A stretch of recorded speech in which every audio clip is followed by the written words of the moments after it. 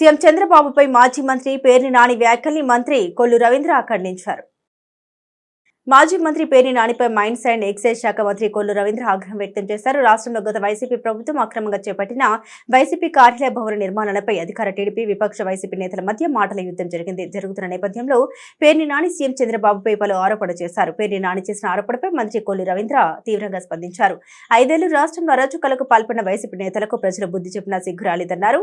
Why not 175 అన్న జగన్ ఉన్నది ఊడగొట్టుకుని వచ్చే 5 ఏళ్లలో జరిగే ఎన్నికల గురించి మాట్లాడుతూ ఉండడం హాస్యాస్పదంగా ఉందన్నారు. మచిలీపట్నంలో పేర్ని నానికి ప్రజలు బుద్ధి చెప్పినా సిగ్గు లేకుండా పిచ్చి పిచ్చి ప్రేలాపన మాట్లాడుతూ ఉన్నారని ధ్వజమెత్తారు. 5 ఏళ్లు అధికారాన్ని అడ్డం పెట్టుకుని పేర్ని నాని చేసిన అవినీతిని ప్రజల ముందు పెట్టి చట్టపరమైన చర్యలు తీసుకుంటామన్నారు. ఇష్టారాజ్యంగా ఈ రాష్ట్రాన్ని దోచుకుని ఇవాళ మీరందరూ కూడా చేసినటువంటి అవినీతి కార్యక్రమాలు ముఖ్యమంత్రి మాట్లాడతాడు. సింగిల్ డిజిట్ అంట. చంద్రబాబు నాయుడు గారు రేపు నెక్స్ట్ ఎలక్షన్లో సింగిల్ డిజిట్ వస్తుంది అంటాడు. ఇప్పుడు నీ పరిస్థితి ఏమైందో చెప్పు జగన్ రెడ్డి. నువ్వు సింగిల్ డిజిట్ కాదు, ఇవాళ వైనాట్ 175ని మొత్తం ఓడగొట్టుకున్నావు. రాష్ట్రాన్ని భ్రష్టు పట్టించావు. నీ ఎమ్మెల్యేలు బూతుల పురాణం మొత్తం కూడా పబ్లిక్ కడిగి పారేశారు. ఈ బందర్లో ఉన్నటువంటి చెత్త సన్నాసి ఏంటో చూపించారు. ఇంకా సిగ్గు రాకుండా ఏదో మాట్లాడుతూ ఉంటే అవన్నీ అవుతాయి అనుకుంటున్నారా పేర్ని నాని గారు? మీకు ఇంకా బుద్ధి రాలేదా? మీకు జ్ఞానం లేదా? ఈ రాష్ట్రంలో మీరు చేసినటువంటి అరాచకాలు తట్టుకోలేక 95% మ్యాండేట్ ఇచ్చారు ప్రజలు. వాళ్ళ 175 నియోజకవర్గాల్లో జరిగినటువంటి ఎన్నికల్లో 164 మందిని గెలిపించారు ఇవాళ రాష్ట్ర ప్రజలు. ఇది ఒక చరిత్ర.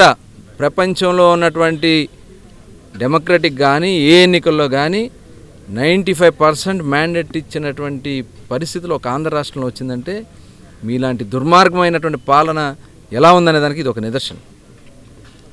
మీరు ఇష్టారాజ్యంగా పార్టీ ఆఫీసులు అని చెప్పేసి, లేకపోతే మీరు దోచుకున్నారు కదా స్థలాలు, మీరు కొనుక్కున్నారు కదా, కబ్జాలు చేసుకున్నారు కదా, మీరు కొనుక్కున్న భూమిలో కట్టుకోవచ్చు కదా పార్టీ ఆఫీసులు. 100 కోట్ల రూపాయలు ఖరీదు చేసే ప్రభుత్వ స్థలాలు, పబ్లిక్కి సంబంధించినటువంటి ప్రభుత్వ స్థలాల్లో మీరు పార్టీ కార్యాలయాలు కడతారా? పర్మిషన్ లేకుండా కడతారా? ఇవాళ ప్రజా అవసరాల కోసం ఉపయోగించాల్సినటువంటి భూముల్ని మీరు మీ స్వార్థాల కోసం వాడుకుంటారా? ఎక్కడి నుంచి వచ్చినాయి? నీ ఇల్లు కట్టుకున్నావు, కాంట్రాక్టుల చేత కట్టించుకున్నావు 6 కోట్లు పెట్టి. 6 కోట్లు కాంట్రాక్టులతో కట్టించుకున్నాడు ఇల్లు. ఈయన మాట్లాడేది?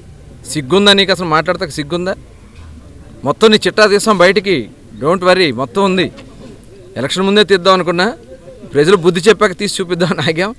ఇవాళ మొత్తం తీస్తాం. ఎక్కడెక్కడ పెట్టాలో, ఎవరికి పెట్టాలో పెడతాం.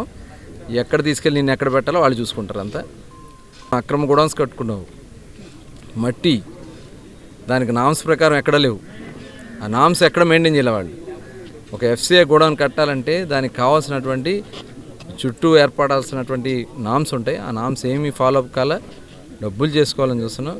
ఇవన్నీ కూడా చూస్తారు, ప్రజలు చూస్తున్నారు. ఖచ్చితంగా దానికి డిపార్ట్మెంట్ అవి ఉన్నాయి, వాళ్ళు ఎలా చేయాలో అలా చేస్తారు. ఒళ్ళు దగ్గర పెట్టుకుని మాట్లాడిపోతే చెప్పు దెబ్బలు తింటావు. చూసావు కదా మొన్న ఇంటి మీదకి వచ్చి బయట మీరు రోడిజం చేయాలంటే తిరగబడ్డారు. రాళ్ళు ఇచ్చి కొడితే అద్దాలు వెళ్ళిపోయినాయి కార్లు. ఇలాగే పిచ్చి పిచ్చి వేషాలు ఇస్తే బందర్ నుంచి కూడా తరిమేస్తారు, గుర్తుపెట్టుకోవాలని చెప్పి తెలియజేస్తాం. మచిలీపట్నం నగరపాలక సంస్థ పరిధిలో పారిశుద్ధ్యం, డ్రైనేజీ వ్యవస్థ ప్రక్షాళనకు తగిన చర్యలు తీసుకుంటూ ఉన్నామని రాష్ట్ర మంత్రి కొల్లు రవీంద్ర పేర్కొన్నారు. మచిలీపట్నం నగరపాలక సంస్థ పరిధిలో పారిశుద్ధ్యం, డ్రైనేజీ వ్యవస్థ ప్రక్షాళనకు తగిన చర్యలు తీసుకుంటున్నామని రాష్ట్ర గనులు, భూగర్భ వనరులు, ఎక్సైజ్ శాఖ మంత్రి కొల్లు రవీంద్ర పేర్కొన్నారు. 31 డివిజన్ పరిధిలోని శారదానగర్లో పర్యటించి ప్రత్యేక పారిశుద్ధ్య డ్రైవ్ నిర్వహించారు. స్థానిక నాయకులు, అధికారులతో కలిసి ఆయన మొక్కలను నాటారు. చీపురుపట్టి రోడ్లను శుభ్రం చేస్తూ పారిశుద్ధ్యం ప్రాముఖ్యతను తెలియజేశారు. అనంతరం మంత్రి మీడియాతో మాట్లాడుతూ మచిలీపట్నం నగరపాలక సంస్థ పరిధిలోని పారిశుద్ధ్యం, డ్రైనేజీ వ్యవస్థ అస్తవ్యస్తంగా తయారైందని, దీన్ని పూర్తి స్థాయిలో ప్రక్షాళన చేపట్టేందుకు చర్యలు తీసుకుంటున్నామన్నారు. ఈ క్రమంలోనే నగరపాలక సంస్థ పరిధిలోని 50 డివిజన్లకు అవసరమైన మేరకు వర్కర్లు, సూపర్వైజర్లు నియమించడం జరిగిందన్నారు. జలాశయాల్లో నీటి కొరత నెలకొన్న పరిస్థితుల్లో మచిలీపట్నం పట్టణ వాసులు నీటిని పొదుపుగా వాడుకోవాలని కోరారు. నియోజకవర్గంలో వ్యవసాయ పంట, మురుగు కాలువలు, తోడు పిచ్చి మొక్కలని తొలగించేందుకు 2 కోట్ల రూపాయల నిధులను సమకూర్చడం జరిగిందన్నారు. తొలుత ఆయన డివిజన్లోని డాక్టర్ బిఆర్ అంబేద్కర్, బాబు జగజీవన్ రావు విగ్రహాలకు పూలమాల వేసి నివాళులర్పించారు. ఈ కార్యక్రమంలో జనసేన పార్టీ నాయకులు బండి రామకృష్ణ, మాజీ మున్సిపల్ చైర్పర్సన్ మోటమరి బాబా ప్రసాద్, గ్రంథాలయ సంస్థ మాజీ చైర్పర్సన్ గొర్రెపాటి గోపిచంద్, మాజీ market yard chairman Gopu Satyanarayana, municipal commissioner Bapiraju, కార్పొరేటర్లు తదితరులు పాల్గొన్నారు. మచిలీపట్నం మున్సిపాలిటీలో గత 5 సంవత్సరాలు టోటల్ వ్యవస్థనంతా కూడా నిర్వీర్యం చేశారు. కార్పొరేషన్గా మచిలీపట్నం అప్గ్రేడ్ అయినా ఈ కార్పొరేషన్కి తీసుకురావాల్సినటువంటి నిధులు తీసుకురాలా, కనీసం కార్పొరేషన్లో ఉన్నటువంటి వర్కర్స్తో సక్రమంగా పని కూడా చేయించుకునే పరిస్థితి లేకుండా కాంట్రాక్టర్ వర్కర్లు ఇష్టం వచ్చినట్టు వాళ్ళ సొంత మనుషులు పెట్టి ఎవరు కూడా పని చేయకుండా టోటల్ శానిటేషన్ మొత్తం కూడా దెబ్బతింది, డ్రైనేజ్ వ్యవస్థ దెబ్బతింది. ఇవాళ దానికోసమే టోటల్ ప్రక్షాళన చేసుకోవడం జరిగింది. దానికి ఎక్కడికక్కడ కమిషనర్ గారు మొత్తం 5 సూపర్వైజర్ని మొత్తం మచిలీపట్నం మున్సిపల్ కార్పొరేషన్లోని 50 డివిజన్లకి సూపర్వైజర్ని, వర్క్ సూపర్వైజర్ని ఇట్లా విడివిడిగా డివైడ్ చేసి డివిజన్లు బట్టి ఎంతమంది వర్కర్స్ అక్కడ అవసరం అవుతుందో వాళ్ళందరినీ కూడా ఏర్పాటు చేయడం జరిగింది. డ్రైనేజ్ కానీ ముఖ్యంగా చెత్త విపరీతంగా చెత్త పేరుకుపోయింది. టోటల్ కూడా క్లీన్ చేసి ఎక్కడైతే బ్లీచింగ్ అవసరం ఉంటుందో బ్లీచింగు, సున్నం, అలాగే సైడ్ బరమ్స్ కూడా మరి అవన్నీ కూడా మొక్కలు పెరిగిపోయి తుమ్మ చెట్లు పెరిగిపోయి ఉన్నాయి. టోటల్ 50 డివిజన్లు కూడా ఒక యుద్ధ ప్రాతిపదిక మీదగా మొత్తం కూడా క్లీన్ చేయాలని లక్ష్యంగా పెట్టుకున్నాం. ఇది మొదటి విడతలో జరుగుతుంది. అట్లాగే మంచినీళ్ళు ఇవాళ ఎందుకంటే ఈ పాలకులు చేసినటువంటి నిర్లక్ష్యానికి కేవలం పేరు నానిగారు వాళ్ళు వెళ్ళి మైకులు పెట్టుకుని మరి విమర్శించడం, లేకపోతే ఏదో పెద్ద పుడింగిలాగా మాట్లాడుతూ ఉన్నాడు. ఈఎస్ఓ పేరు నానిగారు బందర్ నియోజకవర్గంలో 5 సంవత్సరాలు గాలి కొదిలేసి మీ చెంచాలందరికి కూడా దోచుకోమని చెప్పేసి ఇవాళ ఏమీ లేకుండా చేసావు, మంచినీళ్ళకి లేకుండా చేసావు. చివరికి ఇవాళ కాలువలు వచ్చినప్పుడు, కృష్ణానదిలో వాటర్ వచ్చినప్పుడు చెరువులన్నీ నింపుకోవాల్సినటువంటి పరిస్థితి ఉంటే ఇవాళ చెరువులు నింపుకోలే. తరగటూరు సమ్మర్ స్టోర్ ట్యాంక్ వాటర్ అంతా కూడా ఇవాళ వాళ్ళు చేసినటువంటి నిర్లక్ష్యం కారణంగా చాలా లెవెల్ పడిపోతూ ఉంది. ఇంకా అది ఎన్ని రోజులు వస్తుంది అనేది కమిషనర్ గారు కూడా నిన్న రివ్యూ చేయడం జరిగింది. ఇంకా ఉన్న వాటర్లు ఎక్కేసుకుని 15 రోజులు వస్తుంది. పైన కృష్ణానదిలో నీళ్ళు లేవు. కృష్ణానదిలో నీళ్లు మొత్తం కూడా మన పులిచింతల ప్రాజెక్టులో 30 టీఎంసీ నీళ్లు నిల్వ ఉండాలి. ఎప్పుడు 30 టీఎంసీ నీళ్లు ఉండాల్సింది ఇవాళ 1 టీఎంసీ కూడా లేదు వాటర్. అంటే ప్రజా అవసరాలు ఏమీ చూసుకోకుండా ఇష్టారాజ్యంగా వాటర్ మెయింటెనెన్స్ చేత కానటువంటి ముఖ్యమంత్రి, జిల్లా మంత్రులుగా పనిచేసినటువంటి వ్యక్తులు రేపు అవసరాలు ఏముంటాయి? ఎందుకంటే ప్రకాశం బ్యారేజ్లో నీటి నిల్వ పెట్టుకోవడానికి అవకాశం లేదు. మనకున్న ఏకైక అవకాశం సాగర్ కానీ, పులిచింతలు కానీ, శ్రీశైలం కానీ. మొత్తం అప్ స్ట్రీమ్స్ అన్నీ కూడా టోటల్ ఇవాళ ఖాళీ చేశారు. మొత్తం జగన్మోహన్ రెడ్డి సముద్రంలోకి వదిలేశాడు వాటర్ అంతా. ఇవాళ పులిచింతల్లో కేవలం 1 టీఎంసీ లోపే ఉంది. ఇంకా ఎక్కడి నుంచి వస్తాయి నీళ్లు? అటు చూసుకుంటే పోలవరంలో మనకి పట్టిసీమకు సంబంధించి లిఫ్ట్కి వాటర్ అందాలంటే ఇంకా 1 మీటర్ గ్యాప్ ఉంది. దాదాపు మినిమం 14 మీటర్లు ఉంటే కానీ ఆ పంపులు ఆన్ కావు. కేవలం 13 మీటర్లు మాత్రమే అక్కడ వాటర్ ఉంది. ఇప్పుడు ఎక్కడి నుంచి తీసుకొచ్చి ఇవాళ ప్రజలకు నీళ్ళు అందించాలనే ఇంగిత జ్ఞానం కూడా లేకుండా వాళ్ళ స్వార్థం కోసం చేసుకున్నారు. మరి దీని మీద మేము కూడా ఒకసారి పబ్లిక్ కూడా మనం అందరం కూడా ఒకసారి అవేర్నెస్ తీసుకోవాల్సినటువంటి అవసరం ఉంది. ఎందుకంటే జాగ్రత్తగా నీటిని వాడుకోవాలి. మనం తాగడానికి వాడుకుని మిగతా వాటర్ బోర్ వాటర్ వాడుకుని మిగతా క్లీనింగ్ కానీ ఏదైనా కానీ మిగతా వాటర్ వాడుకునే విధంగా ప్రతి ఒక్కరు కూడా ఒకసారి అవగాహన కల్పించుకోండి. ఎందుకంటే ఈ ఒక్కసారికి నెక్స్ట్ టైం నుంచి ఇలాంటి పరిస్థితులు, ఎందుకంటే గతంలో మేము కూడా కాలువలు వదిలించి వారం రోజులు వాటర్ వదిలితే 3 నెలలు మోటార్లు పంప్ చేసి కానీ నింపనటువంటి చెరువుని కేవలం 1 వీక్లో ఆ రోజున ఎక్స్ట్రా మోటార్లు పెట్టి జనరేటర్లు పెట్టి నింపాం. ఇవాళ ఆ మాత్రం ఇంగిత జ్ఞానం కూడా లేకుండా వాళ్ళు ఇవాళ గాలికి వదిలేసి మరి మెయింటెనెన్స్ లేకుండా చేశారు.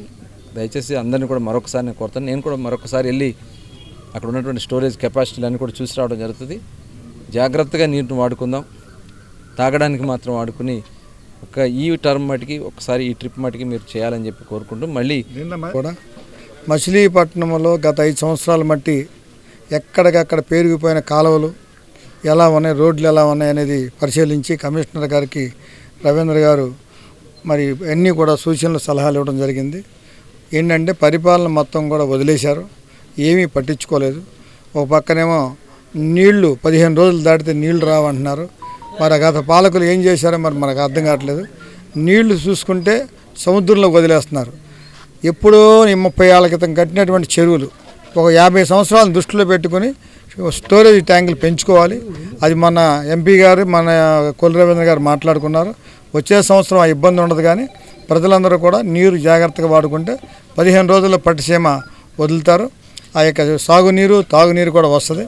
మచిలీపట్నం ఇవాళ డ్రైనేజీ చూస్తే ఎక్కడికక్కడ డ్రైనేజీలు అన్నీ పాడైపోయినాయి.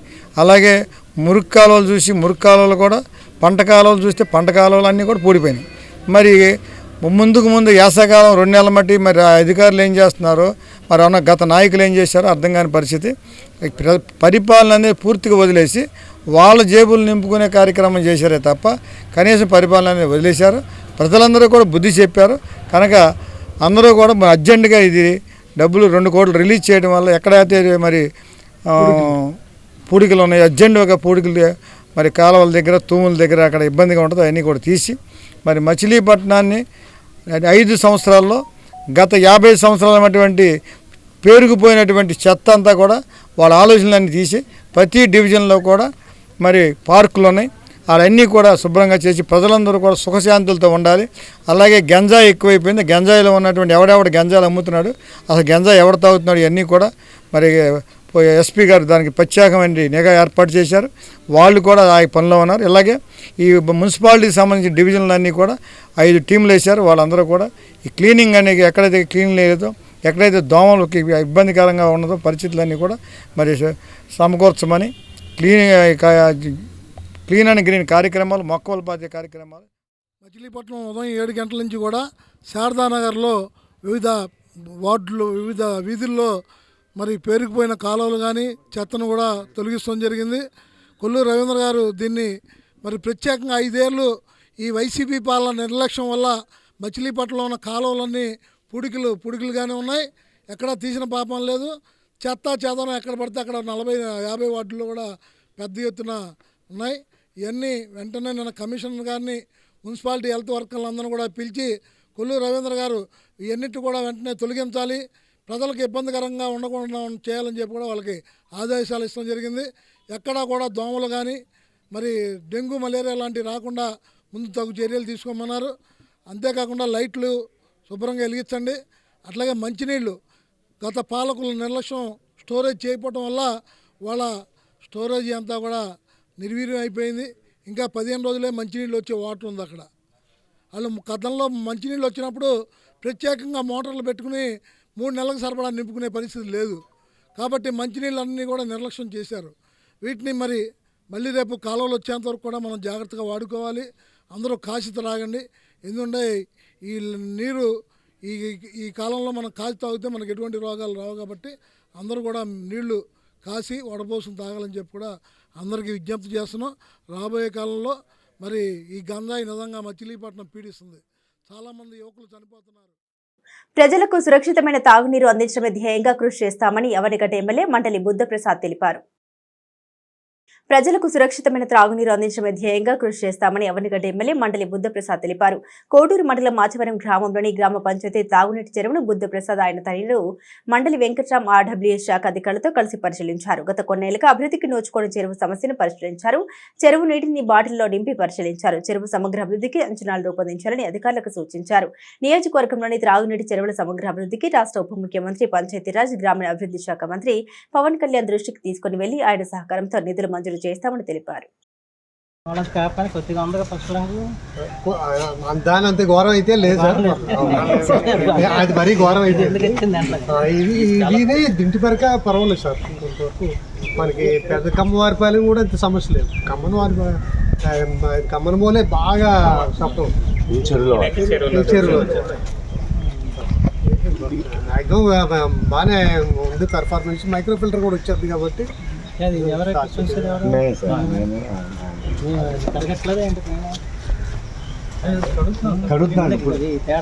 అంటే 15 రోజులు ఇవాళ కడగాలి సార్. నిన్న ఇప్పుడు కడుగుతాను.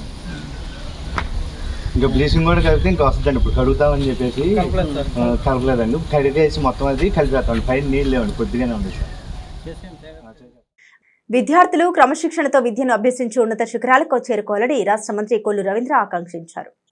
విద్యార్థులు క్రమశిక్షణతో విద్యను అభ్యసించి ఉన్నత శిఖరాలకు చేరుకోవాలని రాష్ట్ర మంత్రి కొల్లు రవీంద్ర ఆకాంక్షించారు. చిలకలపూడి పాండురంగ హైస్కూల్లో విద్యార్థులకు రాష్ట్ర మంత్రి కొల్లు రవీంద్ర టెక్స్ట్ బుక్స్ తదితరమైనవి పంపిణీ చేశారు. ఈ సందర్భంగా టెక్స్ట్ బుక్స్, బ్యాగ్, షూస్ లాంటివి విద్యార్థులకు అవసరమైనవి ఆయన అందజేశారు. విద్యారంగాన్ని గత ప్రభుత్వం భ్రష్టు పట్టించిందని మంత్రి రవీంద్ర విమర్శిస్తూ విద్యారంగాన్ని సమూలంగా ప్రక్షాళన చేస్తున్నామన్నారు. ఈ కార్యక్రమంలో DEO Tahira Sultana, Janasena incharge Bandi Ramakrishna, municipal మాజీ vice chairman Kashi Viswanatham, corporator Devarapalli Anitha తదితరులు పాల్గొన్నారు. కూడుకున్నటువంటి విద్యను అందించాలనే లక్ష్యంతో మరి ఇవాళ ప్రభుత్వాలు కూడా చేస్తూ ఉన్నాయి. ఇవాళ గవర్నమెంట్ స్కూల్స్ ఉన్నాయి, ప్రైవేట్ స్కూల్స్ ఉన్నాయి. ఇవాళ గవర్నమెంట్ స్కూల్స్ కూడా ప్రైవేట్ స్కూల్స్కి తగిన విధంగా మరి ఇవాళ ఇన్ఫ్రాస్ట్రక్చర్ డెవలప్ చేసుకోవాల్సినటువంటి అవసరం ఉంది. అలాగే టీచింగ్ స్టాఫ్ కూడా పూర్తి స్థాయిలో ప్రతి ఒక్కరికి కూడా ఇవ్వాల్సినటువంటి అవసరం ఉంది. అందుకే ఇవాళ ప్రభుత్వాలు బడ్జెట్లో ఎక్కువ డబ్బులు ఖర్చు పెట్టేది తెలుసా మీకు? దేనికో? ఎడ్యుకేషన్కి, అలాగే మెడిసిన్కి సంబంధించినటువంటి మెడికల్కి సంబంధించినటువంటి దానికి ఎక్కువ ఖర్చు చేస్తారు గవర్నమెంట్స్ అన్ని కూడా. ఇచ్చిన ప్రతి అవకాశాన్ని మీరు సద్వినియోగం చేసుకోవాలి, మంచి ఉన్నతమైనటువంటి స్థానానికి రావాలి. దానికి తగిన విధంగా టీచర్స్ సలహాలు తీసుకోండి, ఇన్ఫ్రాస్ట్రక్చర్ ఉపయోగించుకోండి, బుక్స్ అన్నీ కూడా జాగ్రత్తగా పరిశీలన చేసుకుని ఇవాళ మన హద్దులు లేవు. ఈ ప్రపంచంలో ఎక్కడికైనా మనం వెళ్ళగలుగుతాం. వెళ్తారా? రెడీగా ఉన్నారు మీరంతా? అందరూ చక్కటి అవకాశాలు ఉన్నాయి ఈరోజు మన ప్రపంచంలో. ముఖ్యంగా మన తెలుగు వాళ్ళంటే ప్రపంచంలో అన్ని దేశాల్లో ఉన్నారు. తెలుసా మీకు ఆ విషయం? అంటే అంత స్థాయి గూగుల్కి, అంటే ప్రపంచాన్ని శాసించే స్థాయిలో ఉంది గూగుల్. దానికి CEO అయ్యారంటే మన తెలుగు వాళ్ళకి అపూర్వమైన తెలివితేటలు ఉన్నాయి. కాబట్టి మనం వేరే వారు ఉపయోగిస్తున్నాం. సెల్ ఫోన్లో ఆడుకోవటానికి, అంతేనా? గేమ్లు ఆడుకోవడానికో సెల్ ఫోన్లో ఆడుకోవడానికి చేస్తాం. అలా కాకుండా మీరు గోల్ పెట్టుకోవాలి. పెట్టుకుంటారా గోల్? ఏం కావాలని గోల్ పెట్టుకున్నారా?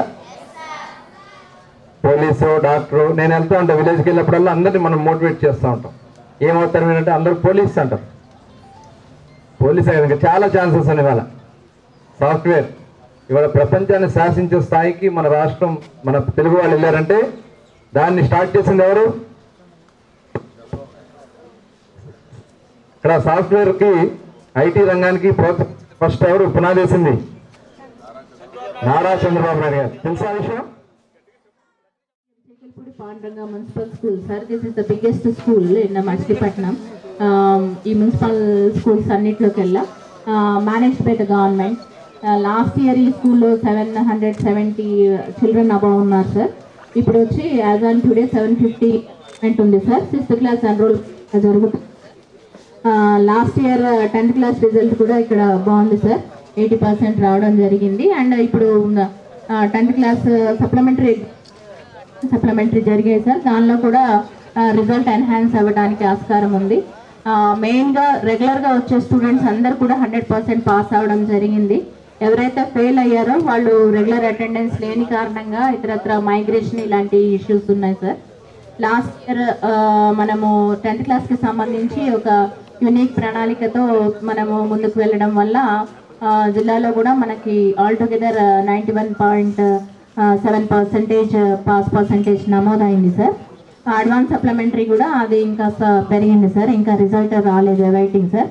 కాబట్టి మిగతా అందరు పిల్లలకి కూడా ఈ ఇయర్ కూడా ఒక మంచి ప్రణాళికతో మనము 100% రిజల్ట్ వచ్చే విధంగా ప్రయత్నం చేస్తాం సార్.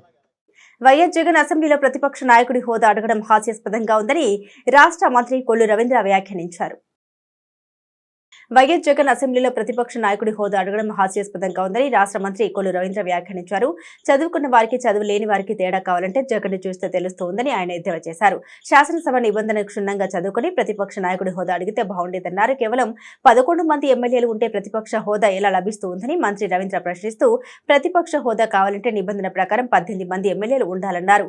జగన్ కేవలం ఎమ్మెల్యే మాత్రమే అనేది గుర్తుంచుకోవాలన్నారు. 23 మంది ఎమ్మెల్యేలు ఉన్న టీడీపీ అధినేత చంద్రబాబు నాయుడికి అసెంబ్లీలో జగన్ ఎంత అగౌరవపరిచారనేది అందరికీ తెలుసన్నారు.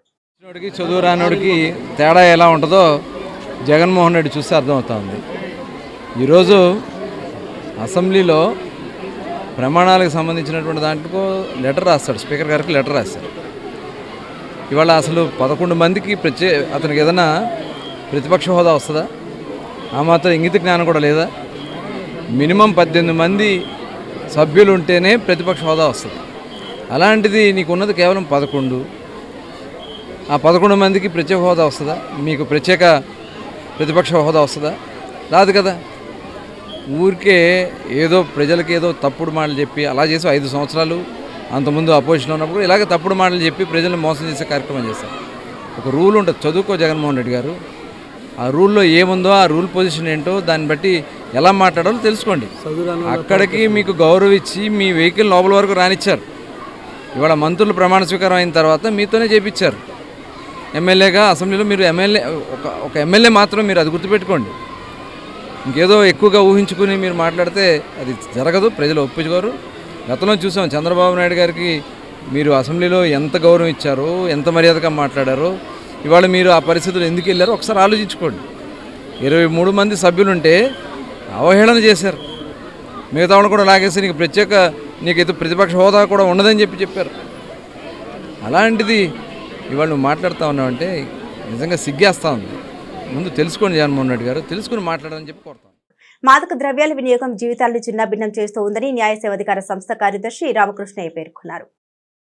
మాదక ద్రవ్యాల వినియోగం జీవితాలను విచ్ఛిన్నాభిన్నం చేస్తూ ఉందని న్యాయ సేవాధికార సంస్థ కార్యదర్శి రామకృష్ణయ్య పేర్కొన్నారు.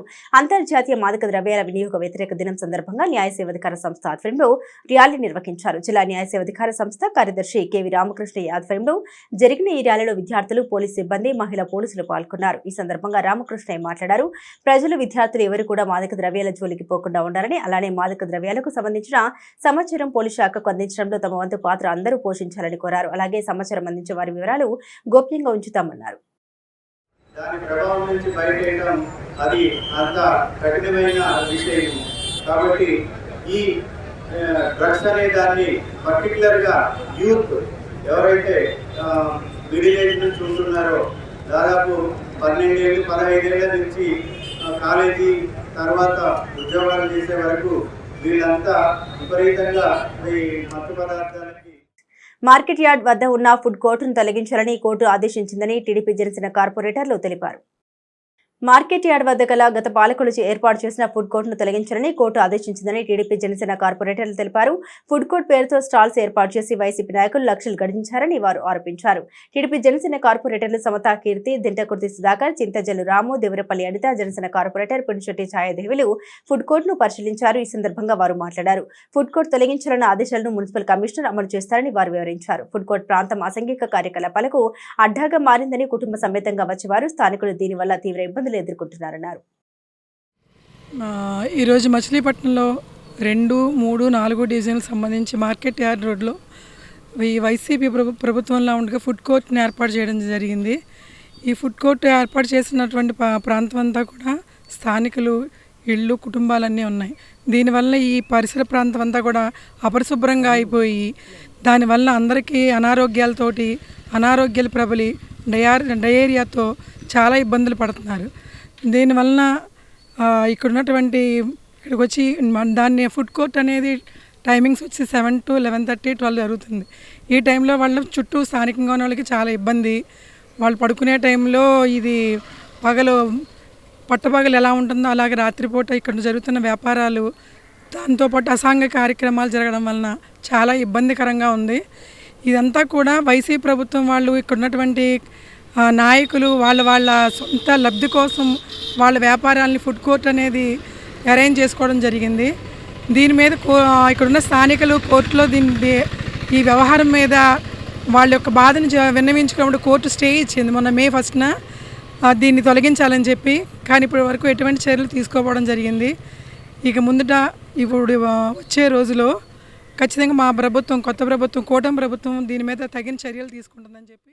ఈరోజు మచిలీపట్నం మార్కెట్ యార్డ్లో ఉన్న ఫుడ్ కోర్ట్ని సందర్శించడం జరిగింది. ఇక్కడ చూస్తే ఎక్కడ చెత్త అక్కడే కాలువల మీద అడ్డుగా వాళ్ళ సొంతగా కొన్ని ఏమో కట్టేసుకున్నారు. కనీసం మున్సిపాలిటీ శానిటేషన్ వర్కర్స్కి కాలువ తీసే పరిస్థితి కూడా లేదు. ఇంతకు ముందు ఇది స్టార్ట్ చేసినప్పుడు మేము ప్రతిపక్షంలో గట్టిగా చెప్పాము ఇక్కడ చాలా ఇబ్బంది అవుతుందని. అప్పుడంతా బేఖాతరు చేసేసి వాళ్ళ అన్నయ్యలకి డబ్బులు తీసుకుని ఇష్టం వచ్చినట్టు షాపులు అలాట్ చేసేసి పెద్ద పెద్ద లైటింగ్లు పెట్టించేసి ఎంతమంది ఇక్కడ స్థానికులు మొరపెట్టుకున్నా మాకు ఇక్కడ ఇబ్బంది అవుతుంది, ట్రాఫిక్ పెద్ద సమస్యగా మారుతుంది, నైట్ టైము గంజాయి బ్యాచ్ వచ్చి గొడవలు చేస్తుంది, స్థానికంగా మేము ఈ రోడ్డు యూజ్ చేయలేకపోతున్నాం అని చెప్తున్నా కూడా పట్టించుకోలేదు. దాని మీద స్థానికులు కోర్టుకు వెళ్ళారు. దాని మీద స్టే ఇచ్చినా ఇప్పటివరకు దాన్ని అమలు జరగలేదు. ఈరోజు ఉదయం రవి గారు ఆదేశాలు జారీ చేశారు. యాజ్ పర్ కోర్టు ఎలా అయితే ఇన్స్ట్రక్షన్స్ ఉందో అవన్నీ ఫాలో అవ్వమని కమిషనర్ గారికి చెప్పడం జరిగింది. దాని మీద మేము కూడా ఇదే రిక్వెస్ట్ చేస్తున్నాము.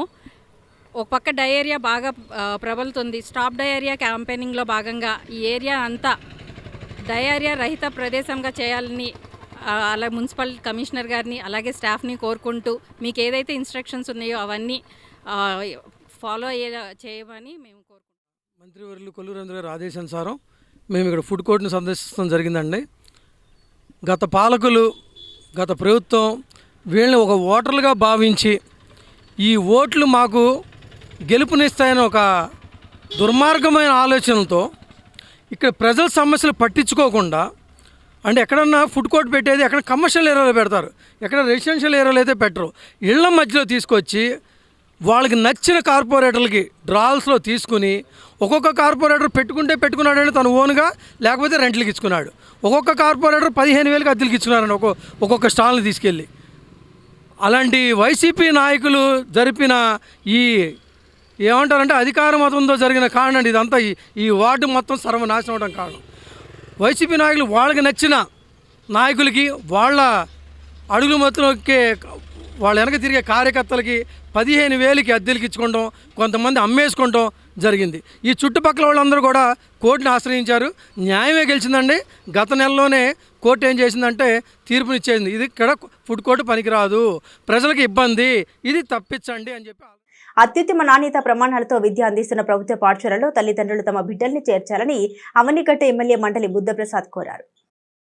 ఉన్నత స్థాయి నాణ్యత ప్రమాణాలతో కూడిన విద్య అందిస్తున్న ప్రభుత్వ పాఠశాలలో తల్లిదండ్రులు తమ బిడ్డల్ని చేర్చాలని అవనిగడ్డ ఎమ్మెల్యే మండలి బుద్ధప్రసాద్ కోరారు.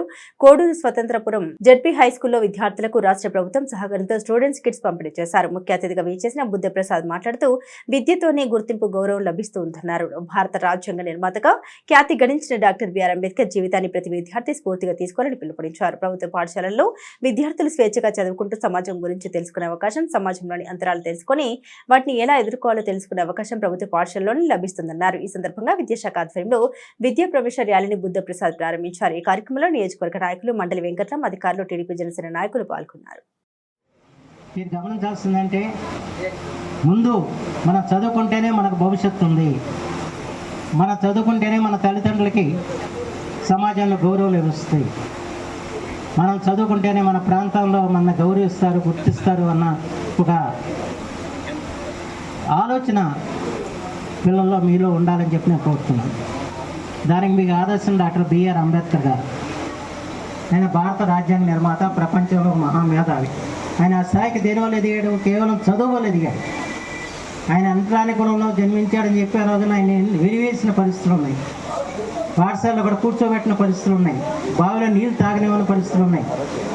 వాటన్నిటిని కూడా అధిగమించి చదువు మీదే దృష్టి సారించి ఎన్ని కష్టాలు ఎదురైనా కూడా చదువుకున్నారు కనుక ఆయన ప్రపంచ మేధావిగా గుర్తింపడ్డాడు. అంచేత అలాంటి మహనీయుల యొక్క విగ్రహాలు మీరందరూ చూస్తూ ఉంటారు. ఆ విగ్రహం పెట్టడానికి కారణం ఏంటి? ఆయన చదువుకొని ఎంత ఉన్నత స్థాయికి ఎదిగాడో భావితరాలకు తెలియజేయడం కోసం పెట్టే విగ్రహాలు అవి.